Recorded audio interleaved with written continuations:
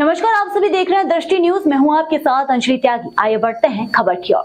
दमोह का गौरवशाली इतिहास है। 6वीं 7वीं शताब्दियों की अनेक पाषाण प्रतिमाएं यहाँ पर मिलना इस बात का प्रत्यक्ष उदाहरण है कि दमोह में कला, संस्कृति और इतिहास काफी प्राचीन है। हमारे संवाददाता डॉक्टर एल.एन. वैष्णव ने नारी सौंदर्य और कलाकार की कल्पना पर एक विशेष रिपोर्ट प्रस्तुत की है, जिसमें रानी दमयंती पुरातत्व संग्रहालय के मुख्य मार्गदर्शन डॉक्टर सुरेंद्र चौरसिया से विशेष चर्चा की। नमस्कार दोस्तों, मैं हूं डॉक्टर एल.एन. वैष्णव। कला और संस्कृति, इतिहास और हमारी धरोहर, या इन्हीं विषयों को लेकर हम लगातार आपके बीच में आते रहते हैं। दमोह जिला, जिसका इतिहास कोई 100-200 वर्षों नहीं अपितु हजारों वर्ष प्राचीन बताया जाता है। 6वीं 7वीं शताब्दी की मूर्तियां मिलना इस बात का प्रत्यक्ष उदाहरण है कि इस दमोह का गौरवशाली इतिहास भी है और यहाँ कला और संस्कृति कूट कूट कर भरी हुई है। आज हम रानी दमयंती पुरातत्व संग्रहालय में एक बार फिर आए हैं और एक विषय को लेकर हम आपके बीच में हैं, उस पर हम करेंगे चर्चा। और विषय है नायिका, अर्थात मूर्तिकार ने एक पत्थर में किस प्रकार नायिका को गढ़ा है और ऐसा गढ़ा है कि लगता है मानो वह बोल पड़ेगी। आइए चलते हैं हम वहां पर जहां हैं वह मूर्तियां और चर्चा करेंगे यहाँ पुरातत्ववेत्ता डॉक्टर सुरेंद्र चौरसिया से।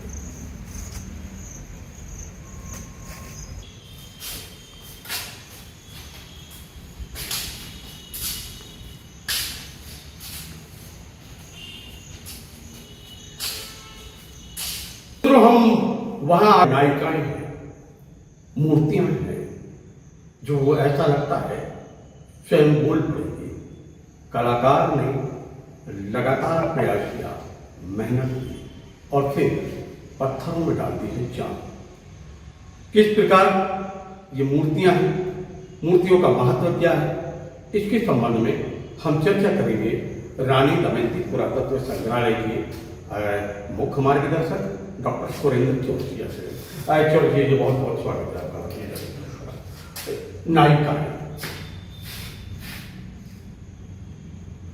एक अलग विषय है।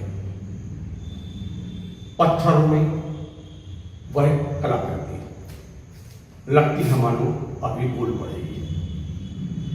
तो ये क्या महत्व है, किस प्रकार की स्थिति है, ये किसकी मूर्ति है और कलाकार की क्या कल्पना है? निस्संदेह आपने जिस विषय पर ये चर्चा प्रारंभ की, मुझे लगता है नारी सौंदर्य की प्रमुखता का एक महत्वपूर्ण विषय बिंदु हो सकता है। रानी दमयंती पुरातत्व संग्रहालय में विभिन्न देवी देवताओं की प्रतिमाओं का संग्रह है, सामान्य अंकन का भी यहाँ संग्रह है। लेकिन जो विषय आपने आज यहाँ इंगित किया है, यह नारी सौंदर्य के लिए प्रमुखता के साथ देखने का एक विषय है।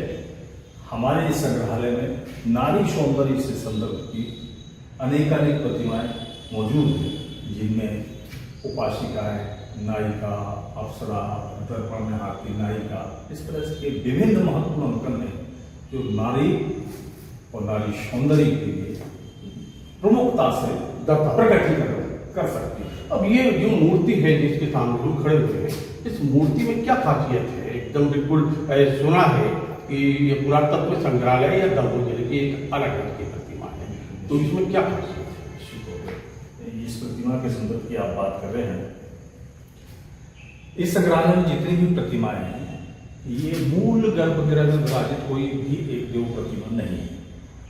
उसके अलावा भी सामान्य प्रतिमा प्रस्तर खंडों में यह जो नारी सौंदर्य की प्रधानता वाले प्रस्तर खंड हैं, जो प्रतिमाएं हैं, इन प्रतिमाओं के विषय वस्तु को जानते हुए हम इस बात का अनुमान लगा सकते हैं कि प्राचीनतम समय में शासक या राजा महाराजा अपनी प्रजा के पालन करने के उद्देश्य को लेकर उस प्रजा से कुछ न कुछ काम लिया करता था।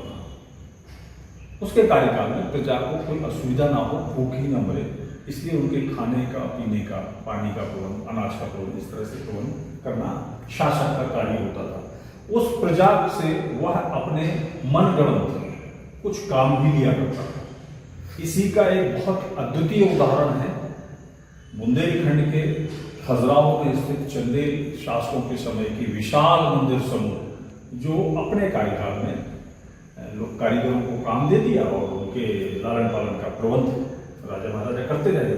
यानी जो उनको भोजन दिया जाता था या जो सामग्री दी जाती थी उसके एवज में कुछ ना कुछ कार्य कराना। बिल्कुल बिल्कुल। और उनकी कला को सामने लाके प्रस्तुत करवाना, उन कलाकारों को वो महत्व देना कि आप अपने मनगढ़ंत भी कुछ कुछ कहानियां गढ़ सकते हैं, विषय वस्तु आपकी मनगढ़ंत भी हो सकता है। उनको कला की जब छूट दी जाती थी कलाकारों को, तो मुझे लगता है कि यह प्रस्तरखंड जो कहानी कह रहा है, यह वह कहानी कह रहा है जो कलाकारों को कभी कला छूट की प्रधानता के साथ उनको जो अवसर मिलता था, तो कलाकार अपने मन से कुछ कुछ कहानी ऐसी गढ़ देता था।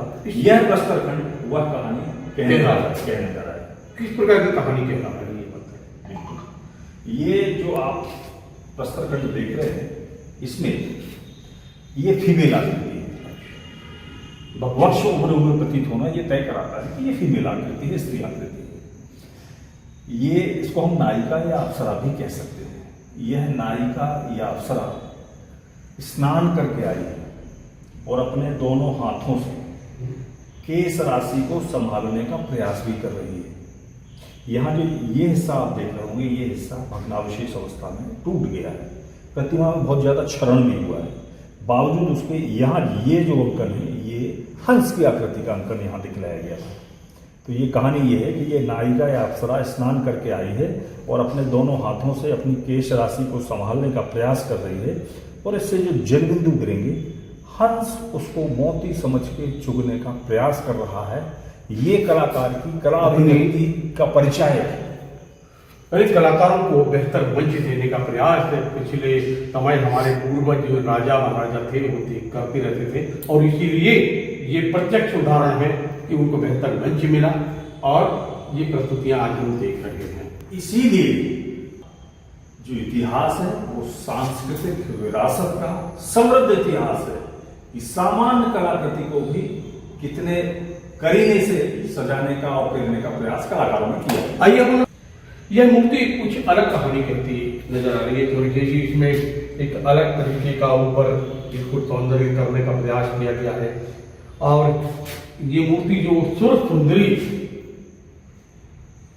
अने आपके हिसाब से ये बताई गई है, मतलब जो पुरातत्व संग्रहालय लगा, यह जो प्रतिमा, यह प्रस्तरखंड जो आप देख रहे हैं, उसको हम लोग स्वर सुंदरी के नाम से अभिहित कर किए। यह प्रस्तरखंड भी हमको दमोह जिले के निकट दोनी नामक स्थान से प्राप्त है। इस प्रस्तरखंड पर आप देख रहे होंगे कि नीचे की तरफ तो ये नारी सौंदर्य का